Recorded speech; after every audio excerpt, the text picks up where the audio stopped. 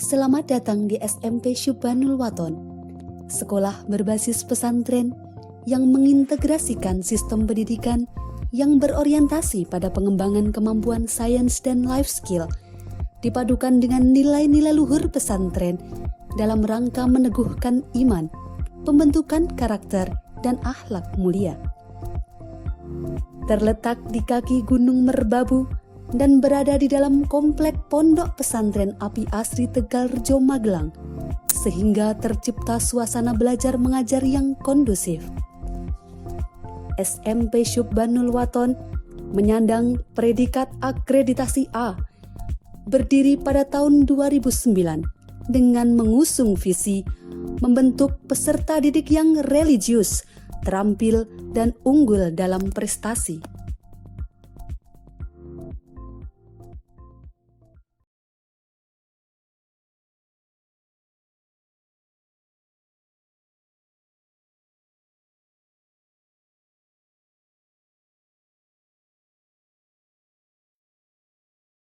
Assalamualaikum warahmatullahi wabarakatuh.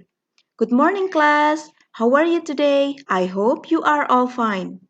Alhamdulillah, for today we can meet again to discuss our next topic of English lesson.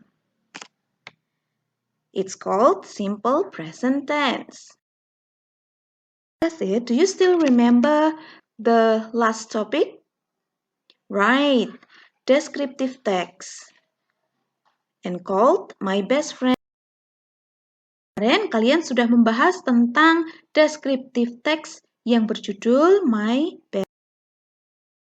Bagaimana sih menulis teks deskripsi itu?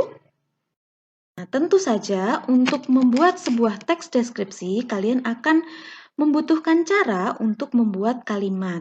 Nah, ketika kita mau membuat kalimat dan menyusun teks deskripsi, kita akan membutuhkan simple present tense untuk membuat kalimat.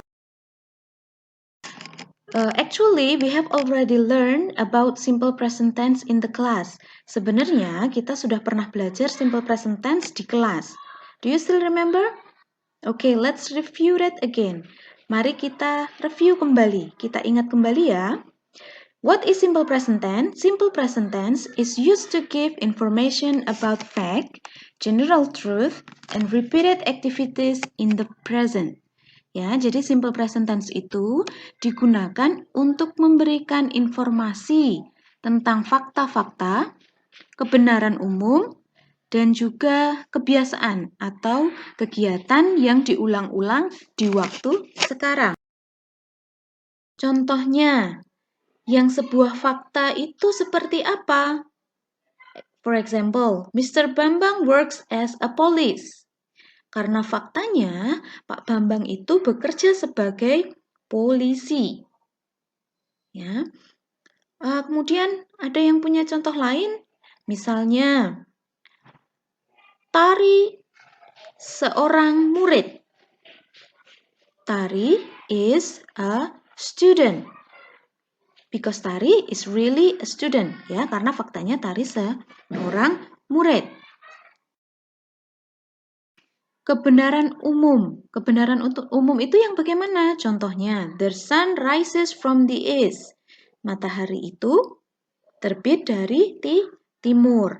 Atau general truth yang lain, kebenaran umum yang lain. Gula itu manis. The sugar is sweet. Untuk contoh kebiasaan atau repeated activities, misalnya, Nina tidur siang setiap hari. Ya, bahasa Inggrisnya jadi, Nina takes a nap every day. Nah, itulah yang disebut dengan simple present tense. Nah, kemudian selanjutnya kita akan mengingat kembali bahwa kalimat dalam bahasa Inggris itu terdiri dari dua, yang disebut verbal sentence dan nominal sentence. Verbal sentence itu yang kita sebut membuat kalimat menggunakan kata kerja. Sedangkan nominal sentence itu yang membuat kalimat tanpa kata kerja atau kita pakai to be. Masih ingat ya? Oke, yang akan kita bahas pertama adalah kalimat verbal atau verbal sentence yang membutuhkan kata kerja. Kalian masih ingat ya kata kerja itu yang bagaimana? Oke, kata kerja itu adalah yang melakukan sesuatu. Jadi kita gunakan kata-kata itu untuk membuat verbal sentence. Untuk membuat verbal sentence, kita membutuhkan helping verb atau pembantu kata kerja yang disebut atau terdiri dari do or does. Nah, do or does itu pun digunakan sendiri-sendiri sesuai dengan subjeknya. Oke, kita ingat kembali. Do untuk subjek apa saja? Right, good job. I, you, they, we.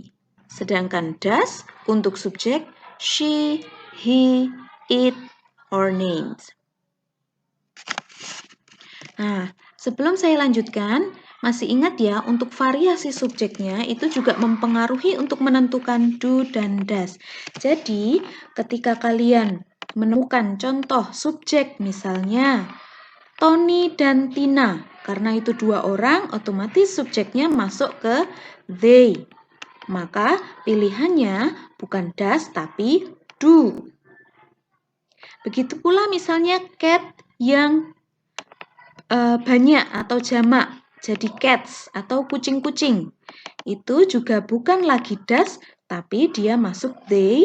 Kemudian kita bisa memilih do sebagai helping verb-nya. Masih ingat nggih, teman-teman? Ya, oke. Selanjutnya untuk pola kalimatnya, ya, kita ingat kembali ada 3 formula, kalimat positif, negatif, dan tanya. Untuk kalimat positif, polanya adalah subjek, verb 1, yang ada kemungkinan tambahan S atau ES, baru objek. Contohnya, Fitrah works in the hospital. Karena subjeknya Fitrah, maka kata kerjanya ditambahkan S. Kalimat negatifnya, polanya subjek, kemudian kita munculkan do atau does, baru munculkan not, kemudian kata kerja pertama tanpa tambahan apapun, baru objek. Contohnya menjadi Fitrah does not work in the hospital. Ingat, ketika kita sudah memutuskan memakai does, work-nya sudah tanpa tambahan apapun. Di kalimat tanya, do does-nya pindah ke depan, baru subjek, kata kerja pertama tanpa tambahan apapun, baru objek. Contohnya menjadi, does Fitrah work in the hospital? Oke, got it? Setelah kita belajar tentang verbal sentence, kita akan melanjutkan mengingat tentang nominal sentence. Untuk nominal sentence, tadi sudah pernah saya sebutkan kalau nominal sentence itu tidak menggunakan kata kerja, berarti menggunakan kata sifat atau kata benda. Kita akan menggunakan to be yang isinya is, am, are. Sedangkan to be, is, am, are itu sendiri juga ditentukan oleh subjeknya. Untuk subjek I, to be-nya am, subjek you, they, we, to be-nya are, subjek he, she, it, to be-nya is. Sekali lagi saya ingatkan untuk variasi subjeknya itu bisa diingat-ingat kembali untuk menentukan to be-nya apa. Untuk pola kalimat nominalnya, kalimat positif terdiri dari subjek, kemudian tambahan atau pilihan is, am, are, baru objeknya atau kata sifat, kata benda. Untuk kalimat negatif, subjek, is, am, are, baru not, setelah itu kata sifat atau kata benda. Kalimat tanya, is, am, are-nya di depan, baru subjek dan kata sifat, kata benda. Tadi contohnya kalimat positif ya, Fitrah is talkative. Karena Fitrah she, jadi pasangannya adalah is.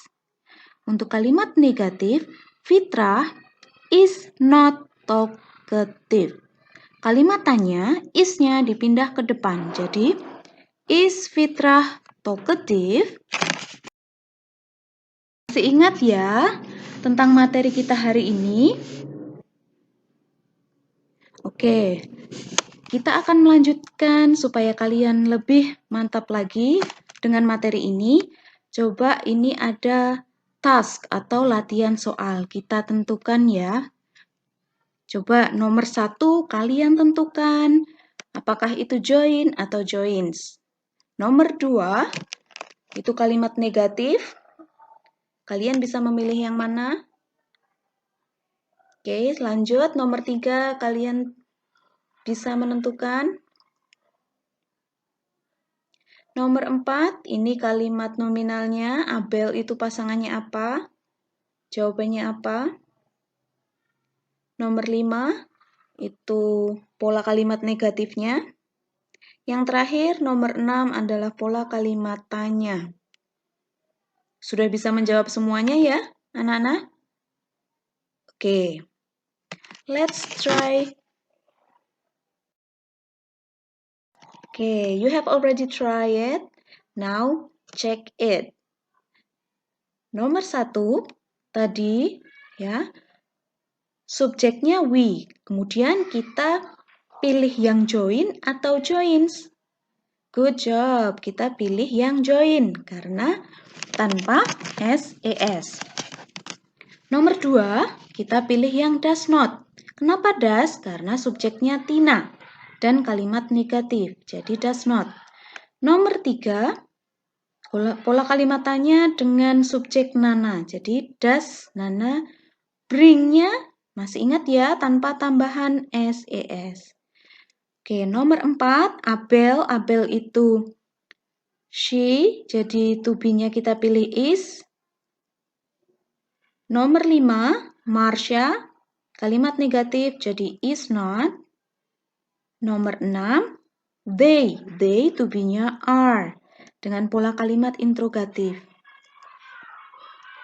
Oke, apakah jawaban kalian benar semua? Good. Saya harap kalian sudah benar-benar jelas untuk materi.